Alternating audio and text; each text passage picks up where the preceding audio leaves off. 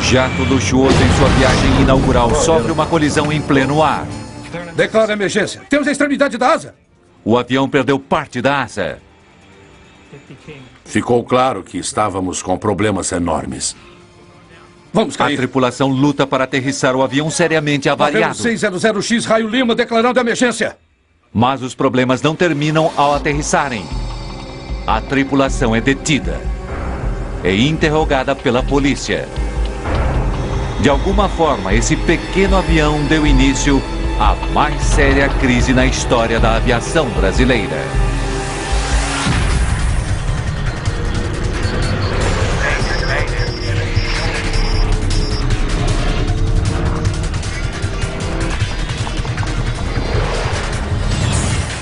Mayday, desastres aéreos. Essa é uma história real, baseada em relatórios oficiais, gravações das conversas na cabine e relatos de testemunhas. O acidente da Gol. 29 de setembro de 2006, São José dos Campos, Brasil. 3, 2, 1... É um grande dia na sede da Embraer. A empresa de aviação brasileira acaba de vender um novíssimo jato particular para a XLR, uma empresa americana de voos fretados. Custo: 25 milhões de dólares. É um avião lindo. E a Embraer fez uma cerimônia pequena e muito bonita no hangar pouco antes de pegarmos o avião. O pessoal da XLR estava especialmente orgulhoso. O Legacy é um jato regional modificado. A cabine foi reprojetada visando o conforto e ele pode acomodar até 13 pessoas. Em seus primeiros 4 anos de serviços, a Embraer entregou quase 100 desses requintados jatos executivos. A XLR usará o jato para transportar clientes no mundo todo. Mas primeiro, a empresa precisa levar o avião até os Estados Unidos. Joseph Lepore e Jan Palladino estarão nos controles na viagem inaugural do jato. Eles estão no Brasil há algumas semanas familiarizando-se com o novo avião. Joe Shark é repórter do The New York Times e ganhou uma carona para casa. Estávamos basicamente entregando um avião e eu era um carona. Eles haviam gentilmente me convidado.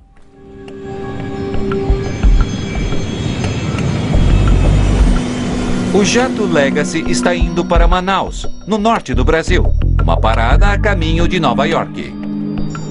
Meia hora depois da decolagem, o Legacy está sobrevoando o coração do Brasil.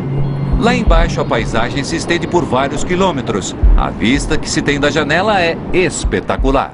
Olhei para fora e fiquei estupefato. No horizonte a gente só via os topos das árvores. E eu me lembro agora o quanto era bonito. Faltando 10 para as 4 da tarde, o jato Legacy faz contato com os controladores de voo na Central de Controle Aéreo de Brasília, ainda a quase 100 quilômetros dali. Brasília, novembro, 600X Raio Lima. Nível de voo 370. Boa tarde.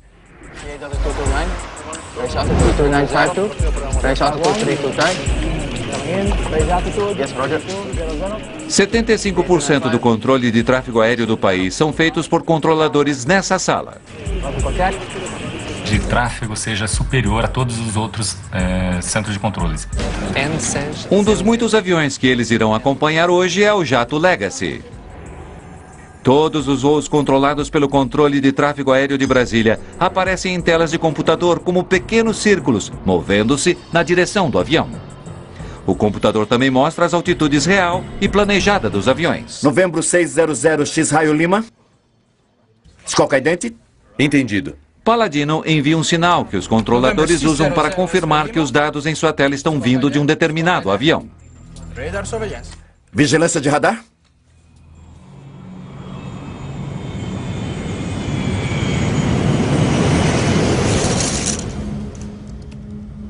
Uma hora depois, o voo havia se estabelecido em uma rotina conhecida. Os ânimos se acalmaram e estavam todos trabalhando em um ambiente de muita calma e tranquilidade. E eu estava transcrevendo minhas anotações de uma das entrevistas feitas quando do tour na Embraer. Brasília, novembro, 600X Raio Lima. Mas na cabine, Palladino está tendo problemas para voltar a fazer contato com os controladores de tráfego aéreo em Brasília. Brasília, novembro, 600 X-Raio Lima. Ele não consegue contato com os controladores na frequência que usara há quase 1 hora. Ele tenta outros canais. Brasília, novembro, 600 X-Raio Lima.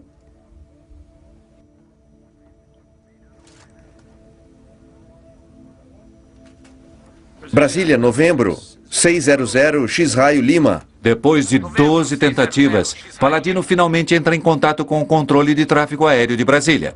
Dessa vez com um controlador diferente que lhe fornece as frequências de rádio para contato futuro. 7. Contate 1, 2, 3, decimal 3, 2. Se não conseguir, 1, 2, 6, decimal 4, 5. Não entendi os últimos dois. Diga a frequência mais uma vez para novembro, 600 X-Raio Lima. O Legacy perde o contato por rádio mais uma vez. Brasília, novembro, 600 X-Raio Lima. Enquanto os pilotos tentam restabelecer a comunicação com Brasília, o avião continua a avançar. Faltam poucos minutos para as 5 horas.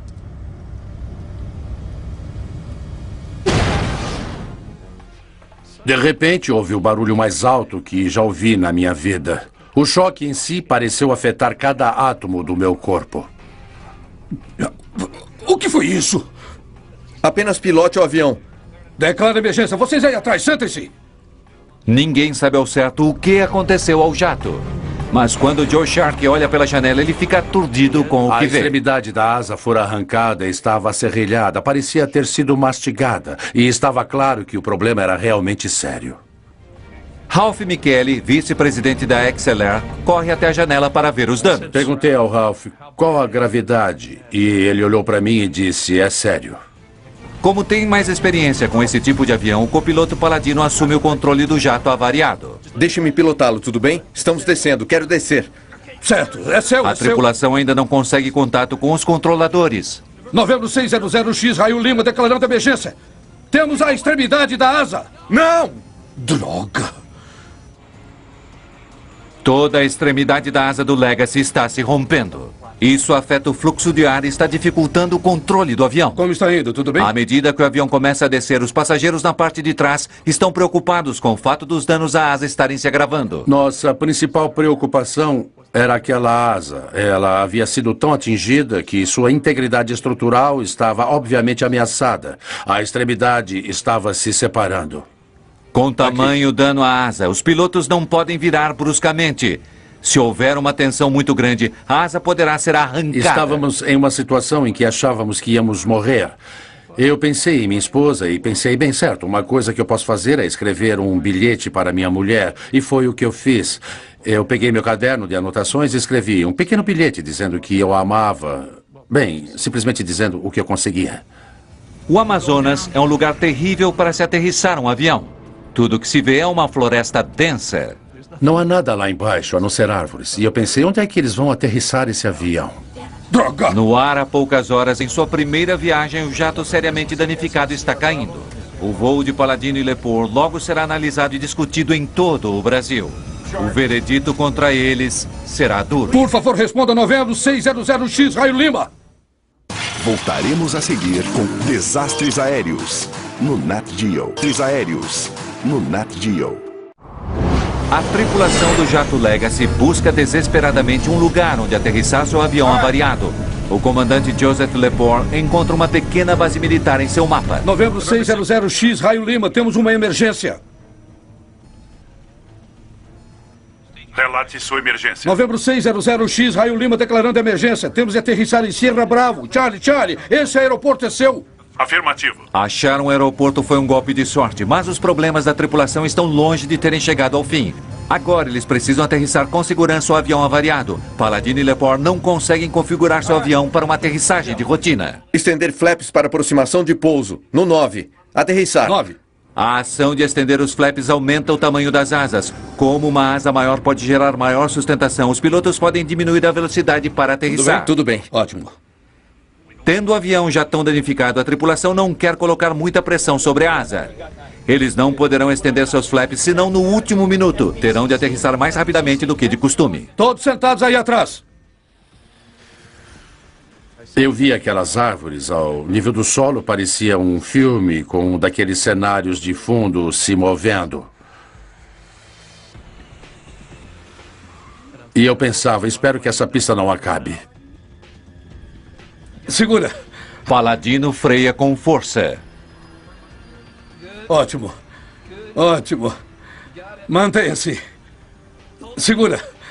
Então, finalmente, o avião começa a diminuir a velocidade.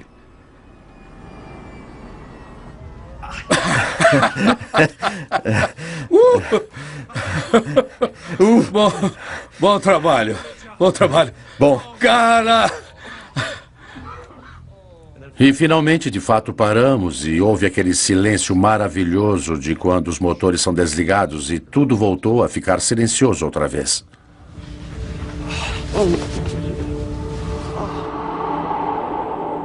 Durante mais de 25 minutos, o jato executivo havia voado sem parte de sua asa.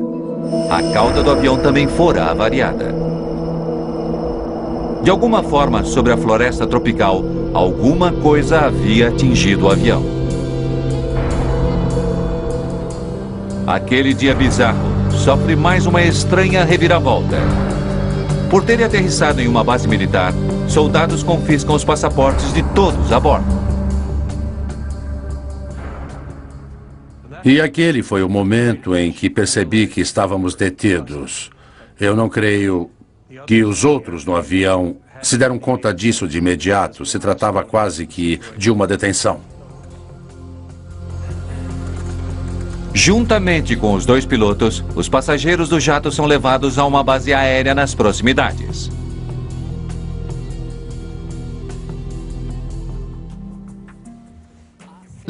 Altitude 00. A emergência a bordo do jato Legacy provocou tumulto na central de controle de tráfego aéreo em Brasília. Mas esse não é o único problema que os controladores estão enfrentando. Um outro avião que eles estão esperando ver não apareceu. O voo 1907 da Gol deveria estar no radar em Brasília. O avião desaparecido é um Boeing 737 com 154 pessoas a bordo. Ele está voando há 2 horas e deveria estar se aproximando de Brasília. Mas os controladores em Brasília não conseguem encontrar qualquer sinal daquele avião. Manaus, não há Gol algum aqui conosco. Não há Gol algum. Ele está a caminho. Eles verificam o status do avião com os controladores em Manaus que contataram o avião pela última vez. Eu pedi para encerrar a instrução, porque além de ser instrutor, eu sou supervisor também, mas no dia eu estava como instrutor. Em meio ao Amazonas, aqueles que estavam no jato da XLR também se esforçam para descobrir o que aconteceu. Batemos em alguma coisa, cara. Isso é tudo que eu sei. Talvez um condor. Você está brincando. Estávamos a 11.100 metros. Quem sabe um jato militar? Vai ver, algum avião explodiu e entramos no campo dos destroços. O impacto teria sido maior. Enquanto tentam juntar as peças dos estranhos acontecimentos daquele dia, o grupo recebe uma notícia terrível. Um voo da Gol caiu. É o avião que está desaparecido. Eu acabei de ouvir que um 737 caiu na Amazônia, perto do rio Amazonas. O quê? Aquilo foi terrível e, na hora, o mundo todo mudou. Joe e Jan ficaram chocados. Eu não creio que eu tenha visto 2 homens mais angustiados. O voo da Gol cair exatamente onde o Legacy perdera parte de sua asa. Não podia ser uma coincidência.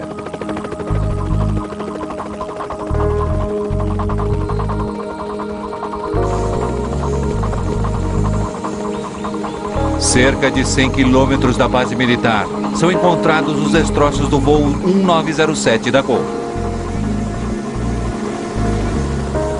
A grande dificuldade foi devido ao avião ele ter caído na vertical. Então ele foi um pedaço que caiu, ele cai e as árvores imediatamente o cobrem. Os destroços do avião estão espalhados pelo solo da floresta. As notícias chegam até os controladores em Brasília com um tremendo impacto.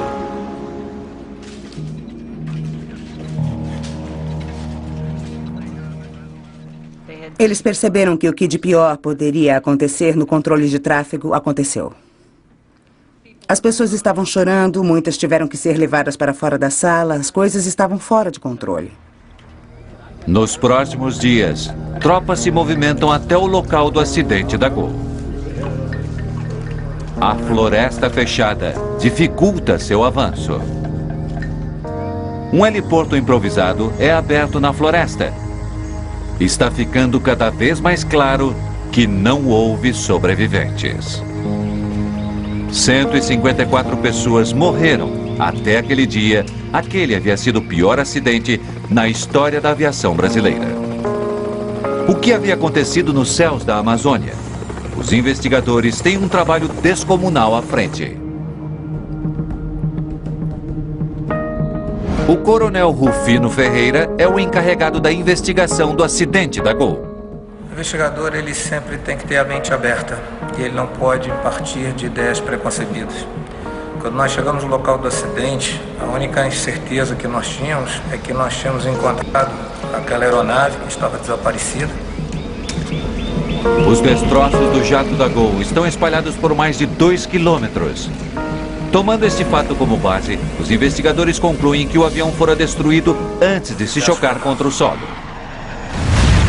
Praticamente não houve dano após a queda, após o choque decorrente do choque com o solo, uma vez que a aeronave se desfragmentou durante a queda. Em 2 de outubro, apenas 3 dias após o acidente, o gravador de dados do voo do avião é encontrado. A maior parte do gravador de voz da cabine também é recuperada, exceto uma parte crucial. No caso desse acidente, houve um impacto muito forte. Esse módulo das informações se separou do chassi onde ele é montado. Gravadores e vozes modernos não usam fita. As conversas são gravadas digitalmente em um módulo de memória. Mas aquela parte do gravador de dados da cabine se desprendera. Sem ela, o restante do gravador é inútil. Enquanto a busca pelo módulo prossegue, Ferreira analisa as informações do gravador de dados do 737. Ele descobre que o avião estava voando a 11.100 metros. Ele estava no curso e altitude determinados em seu plano de voo. E então, sem aviso, o avião mergulhou em parafuso em direção ao solo. O que quer que tenha ocorrido foi súbito e catastrófico. Através do gravador de dados do voo, Ferreira descobre que o avião girou 11 vezes antes de atingir o solo. Manaus, não vejo o avião da Gol. Não há nenhum jato da Gol aqui. Ele está a caminho. Então ele já está na minha área? Os investigadores da polícia querem saber o que os controladores de tráfego aéreo podem lhes dizer sobre os últimos minutos do voo 1907 da Gol. Não houve Mayday. Na verdade, não tivemos nenhum contato com o jato da Gol. Os controladores dizem que não houve alerta de que o jato estivesse com problemas. Ele simplesmente desaparecera. O coronel Ferreira analisa os dados do controle de tráfego aéreo do dia do acidente. Não há sinais do voo da Gol. Mas as leituras do jato Legacy chamam sua atenção. Ele parece estar voando descontroladamente. Em vez de manter uma única altitude, o radar mostra que ele estava voando perigosamente para cima e para baixo.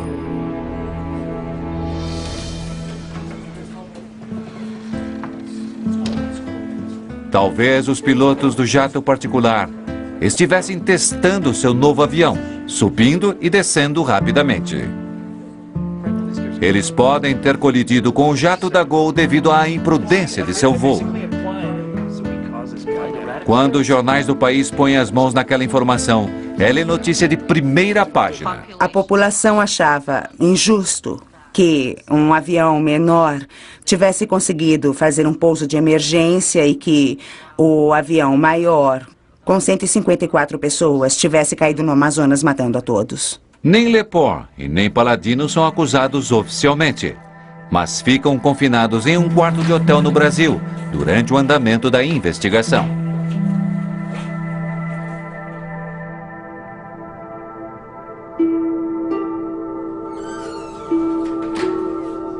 Ferreira entrevista os dois pilotos para saber o que eles fizeram e o que viram.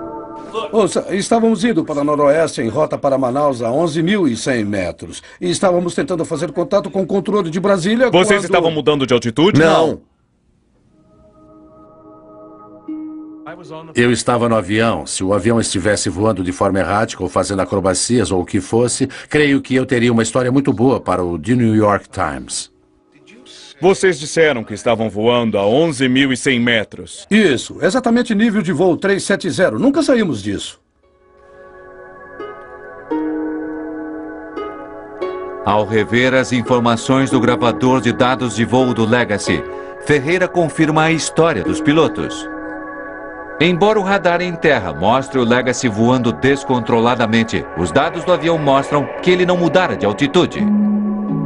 Mas há algo terrível acerca da rota do Legacy.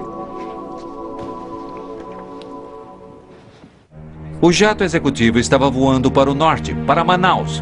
O avião da Gol voava para o sul, vindo de Manaus.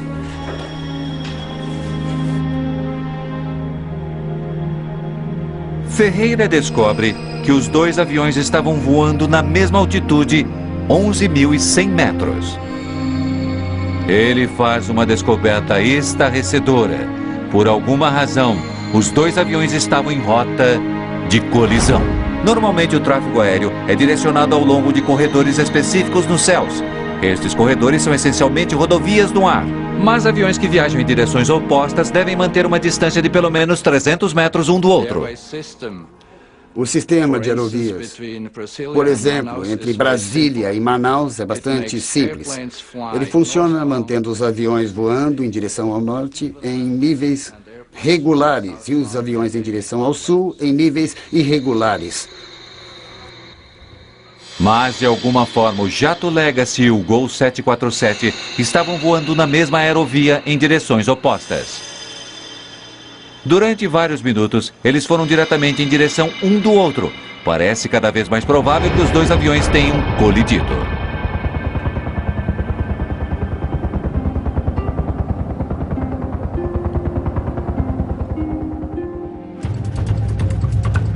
A equipe trabalhando no local do acidente encontra provas dessa inacreditável teoria. A asa esquerda do avião da Gol é recuperada. Os investigadores descobrem que mais ou menos na metade, a asa está nitidamente cortada de fora a fora. Nenhum dos outros destroços está cortado dessa forma. A natureza precisa do corte revela aos investigadores que esse não foi um dano provocado pelo impacto com o solo. Então, o dano na asa esquerda realmente é muito conclusivo no aspecto de ter sido causado pelo choque com a outra aeronave. A asa seriamente danificada teria levado o 737 a um mergulho em espiral. Os pilotos não teriam tido como controlar isso. O súbito movimento em espiral teria desintegrado o avião. Esse é o motivo para os destroços estarem espalhados por uma área tão grande. Na asa danificada do Legacy, Ferreira encontra a prova mais conclusiva de que houver uma colisão. Foram encontradas marcas muito pequenas de uma tinta que poderia ser considerada como da cor da aeronave, da Gol.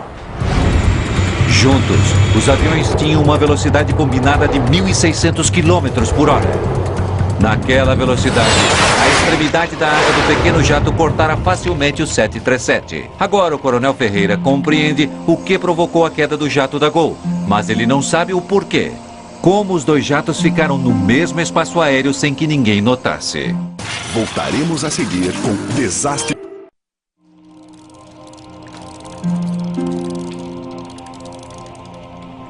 Os investigadores no Brasil agora percebem que estão lidando com algo bastante incomum. Uma colisão no ar é um caso raro na aviação e não deveria ter ocorrido com dois jatos bastante novos e modernos. A situação fica ainda mais complicada quando os investigadores analisam um documento crítico, o plano de voo do Legacy.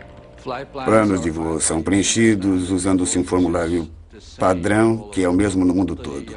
No formulário consta um número do voo, assim como o nível de voo ou altitude solicitados.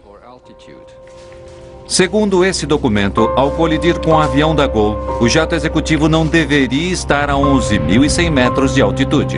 O plano de voo do Legacy determinava que o jato voaria a 11.100 metros somente até chegar a Brasília, e então desceria para 10.800 metros. Mas a colisão ocorrera a 850 quilômetros a noroeste de Brasília, bem além do ponto no qual o Legacy deveria ter descido. Por que o Legacy não havia seguido seu plano de voo? O plano de voo determinava que vocês deveriam ter descido para 360 em Brasília. Por que não fizeram isso? Isso não nos foi dito. Antes de decolarmos, fomos liberados a 370 até Manaus. Foi o que fizemos, senhor. Não sei de onde recebeu essa informação. Nós seguimos as normas. Não nos disseram para descer e não descemos. O coronel Ferreira precisava verificar a história que a tripulação está contando. Ele quer saber exatamente o que os controladores disseram quando eles decolaram de São José dos Campos. Novembro 600 X-Raio Lima. Permissão do controle para Manaus. Nível de voo 370. A última instrução para o Legacy foi para que ele voasse até Manaus a 11.100 metros. Os pilotos seguiram aquelas instruções, ainda que fossem diferentes das de seu plano de voo. O controle de tráfego aéreo sempre pode desviar o plano de voo de uma aeronave por ter melhor conhecimento da situação real do tráfego. Deixando Manaus, o jato da Gol também foi liberado para voar a 11.100 metros. Controladores em extremidades opostas do país atribuíram a dois aviões a mesma altitude de voo. No momento que nós tivemos a certeza de que ambas aeronaves estavam voando no mesmo nível 370, nós descobrimos que haveria muita coisa a ser averiguada também da parte do controle de tráfego aéreo. Ferreira volta sua atenção para as conversas entre os controladores em Brasília e o jato Legacy. O gravador de voz da cabine do Legacy fornece aos investigadores detalhes surpreendentes do que aconteceu no jato particular. O novíssimo jato Legacy tem um gravador de primeira linha que registra 2 horas de conversa. O CVR para nós realmente foi talvez a peça mais importante para colher todos os dados que levaram a esse acidente. Novembro 600. Faltando 10 minutos para as 4 horas, a tripulação recebe ordens para mudar a frequência do rádio e entrar em contato com o controlador que monitora seu voo. Mude a frequência para 12505, senhor. Desculpe, 12505, bom dia. Bom dia. Nesse ponto, o jato Legacy está se aproximando de Brasília, mas a tripulação não recebe quaisquer instruções relativas à sua altitude. Brasília, novembro 600, X-Raio Lima, nível 370, boa tarde. Novembro 600, X-Raio Lima. Quando o Legacy estava sobrevoando Brasília no nível de voo 370, na verdade ele deveria estar descendo para 360 segundo seu plano de voo. Mas os controladores e o tráfego simplesmente se esqueceram de dizer ao Legacy para que descesse para 360. Os pilotos deduziram que deveriam permanecer a 11.100 metros. Não, nenhuma aeronave deve mudar sem ter recebido instruções do controle de tráfego aéreo. Para descobrir por que os controladores não haviam fornecido aquela instrução vital, o coronel Ferreira analisa mais atentamente a tecnologia usada para monitorar o tráfego aéreo no Brasil. Você poderia chamar a tela do jato Legacy para mim?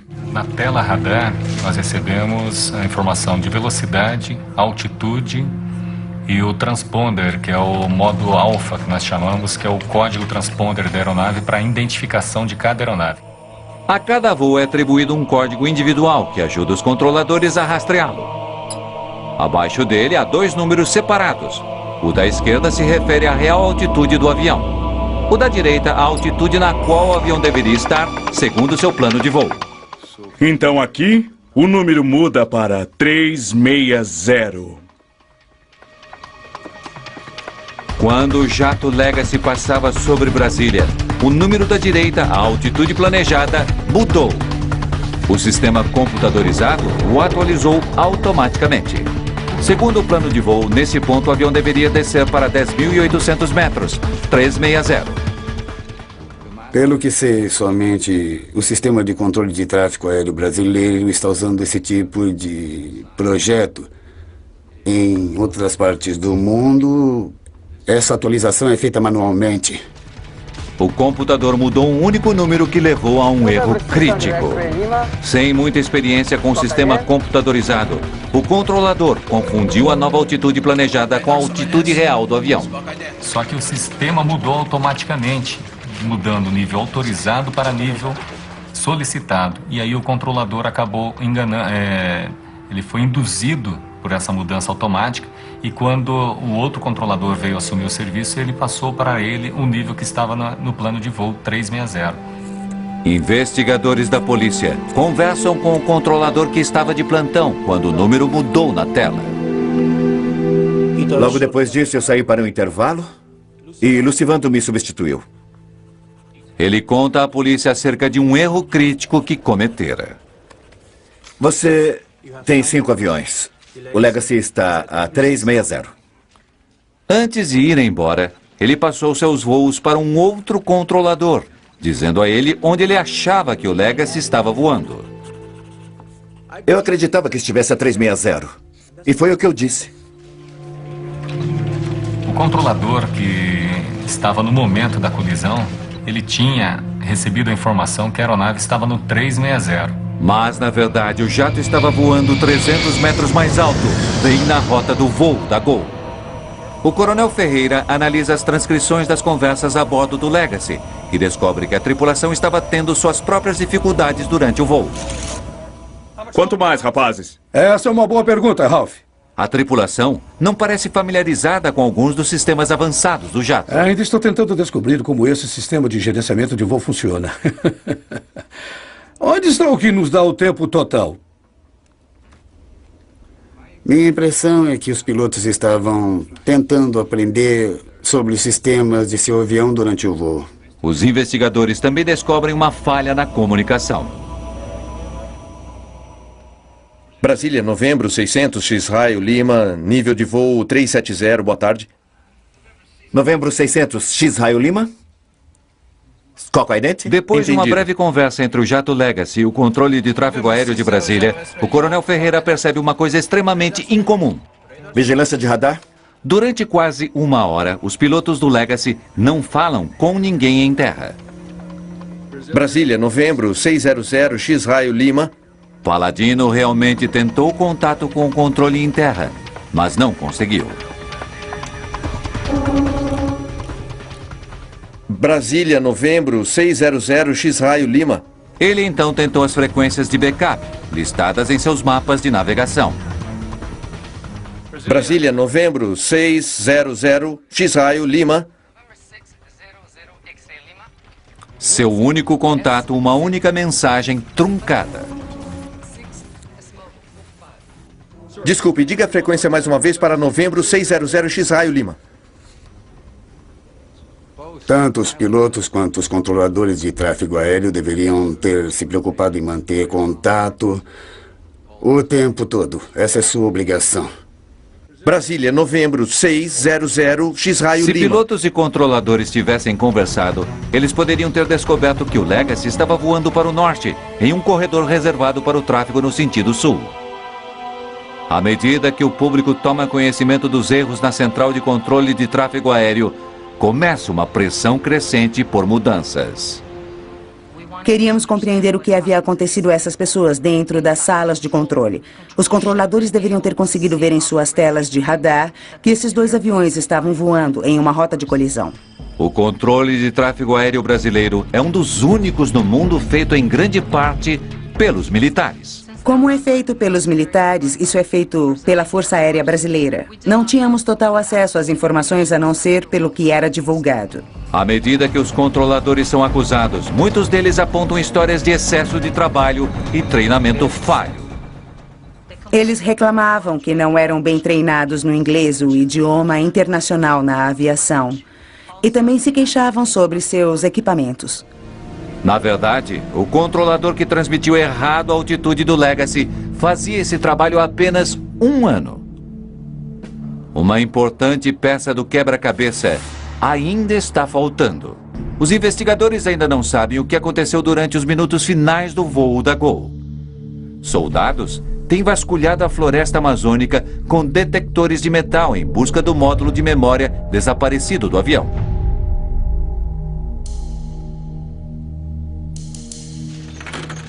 Quase um mês depois do acidente, ele é encontrado. O coronel Ferreira espera ouvir alguma razão para a tripulação da Gol não ter sido capaz de evitar a colisão com um jato que se aproximava. Gol 1907. Contate o controle de tráfego em Brasília. Em 125.2. Tenha um bom voo. Muito obrigado, Brasília. 125.2, Gol 1907. Não há quaisquer alarmes antes da colisão. Nenhum alerta de que eles estivessem voando diretamente na direção do outro jato. Os pilotos confiam nos controladores de tráfego aéreo para manter outros aviões fora de seu caminho. Eles passam grande parte de seu tempo monitorando seus instrumentos e não o céu à sua frente. Na velocidade em que voavam, teriam de desviar o olhar só por alguns segundos para não ver um avião se aproximando. Foi um voo onde não houve problemas de comunicação, não houve nenhum desentendimento entre a tripulação e as mensagens dadas pelo controle de tráfego aéreo. Fique calmo! Após a colisão, foram surpreendidos, não tiveram ideia do que tinha ocorrido com a aeronave e lutaram até o final como profissionais para manter a aeronave, para recuperar o controle da aeronave. Durante menos de um minuto, os pilotos lutaram para controlar o avião, mas não houve nada que pudessem fazer. Fique calmo! Mas por que não houve nenhum aviso? Os dois aviões estavam equipados com um recurso de segurança projetado para evitar exatamente esse tipo de acidente. Agora, Ferreira precisa descobrir por que aquele sistema falhou. No início da investigação, imagens estranhas de radar sugeriam que os pilotos do Legacy estavam voando desordenadamente sobre o Amazonas.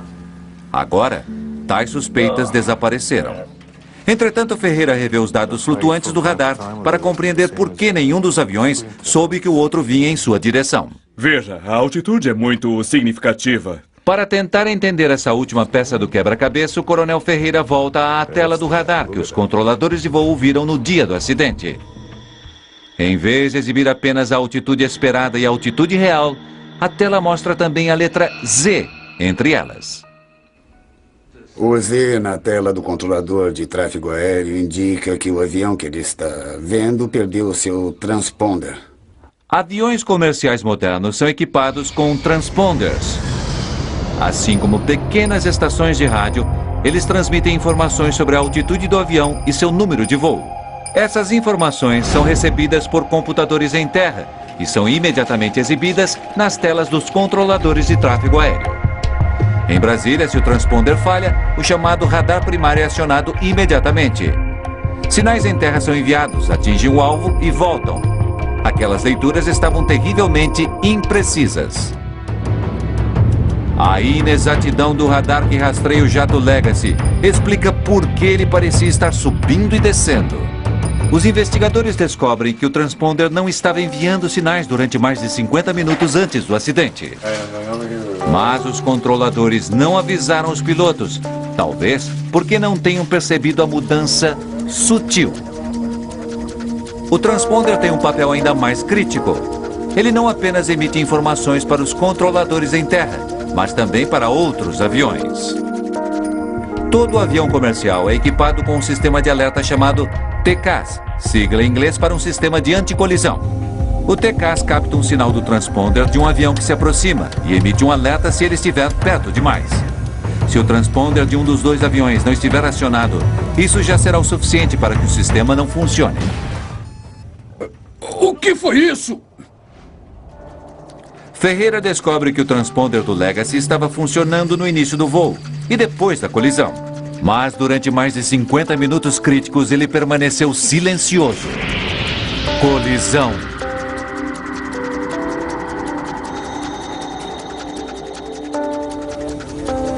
Como um jato de primeira linha que acabara de deixar a fábrica pôde apresentar problemas com seu transponder?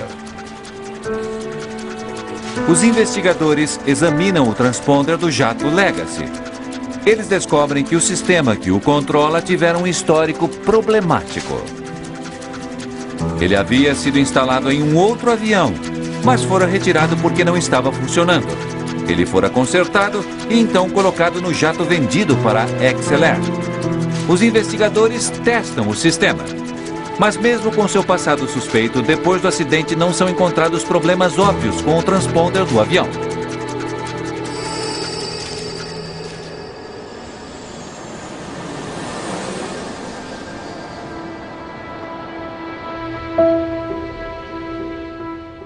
Esse é o layout agora do jato Legacy padrão.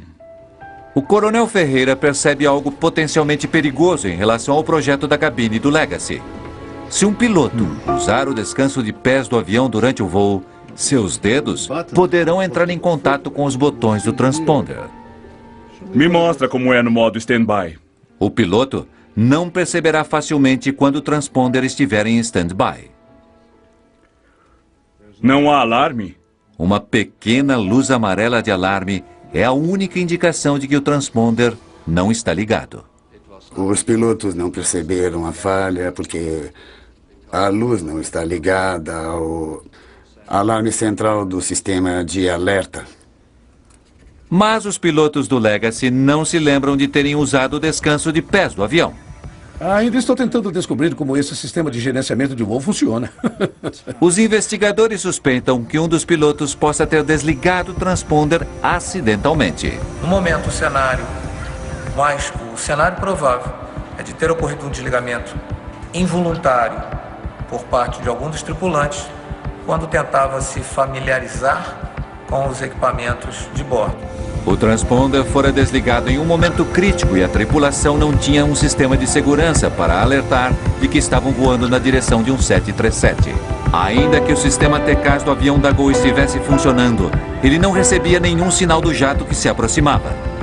Aproximando-se um do outro a 1.600 km por hora, nenhum dos pilotos de nenhuma das aeronaves viu o avião do outro. Foi determinado que o sistema de controle de tráfego aéreo do Brasil passaria por mudanças radicais em função da colisão, mas tais mudanças não aconteceriam com facilidade. Voltaremos a seguir com Desastres Aéreos. A investigação do acidente do voo 1907 da Gol revelou problemas perigosos com o sistema de controle de tráfego aéreo do Brasil. Brasília, novembro, 600 X-Raio, Lima, boa tarde.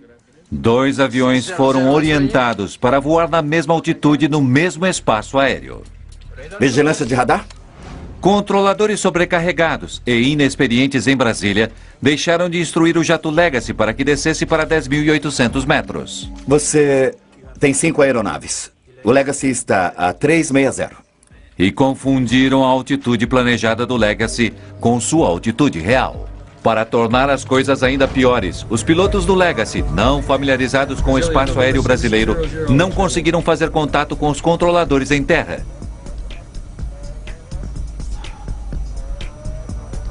E de alguma forma, o transponder que transmite sua localização nos céus ficou silencioso. E os controladores em Brasília não perceberam.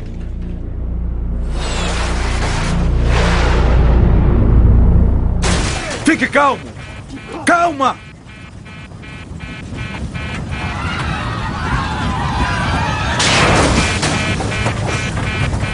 Calma!